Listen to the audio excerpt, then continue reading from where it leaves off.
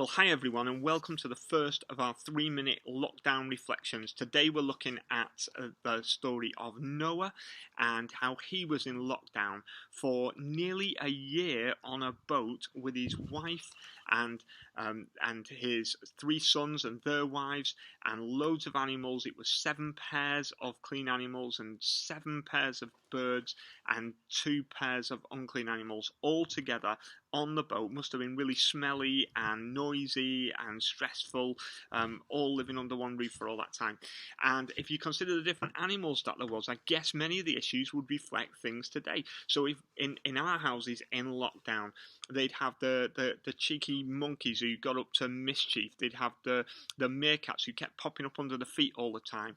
They'd have the ones who had the rooms like pigsties, because there'd be pigsties on there, and there'd be the hungry hippo who wanted food all the time, just wanted feeding all the time. There'd be the playful dog who wanted to he wants to get outside all the time and or play games. There'd be the lazy toad, there'd be the sleepy cat, there'd be the stubborn teenage mule, there'd be the ones who want to be quiet as a mouse, and the parrot who squawks all the time, and there'd be Mother Hen who'd be trying to look after everybody and keep it all together, although some would think that she rabbits on a lot like the rabbits, or the bleats like a sheep, or the woodpecker who peck and seem to peck on all the time, and people maybe like that. And there'd be the daddy bear, grumpy bear, and the lion roar, and the bull bellowing, and the camel who just snorts and grunts. They'd have all those issues, just like you probably have, or some of us will have in our homes.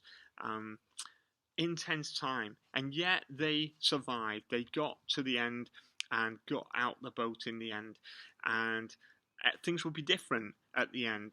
Many people died during that time, and many have died now during our lockdown, as they would go back to different situations to before. Life wouldn't be the same again for a long time, and it won't be for us. Maybe had different jobs, certainly would have to have different homes probably when they went back again.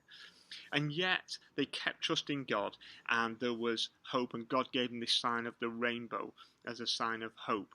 And it's interesting, the rainbow's been picked up today by people, hasn't it? So we see the rainbow picture in houses that children have painted. We see it in the NHS. And people say that it started and came over from Italy and has spread around the world with people doing this. But actually, I just want to remind us all, it started with God giving this sign of hope to Noah, saying, I am with you, and I will help you, and I love you, and I'm committing to you for the future. And that's the promises of God that we need to hold on to during this lockdown, and as we come out of it, when we eventually do, hopefully before a year is up.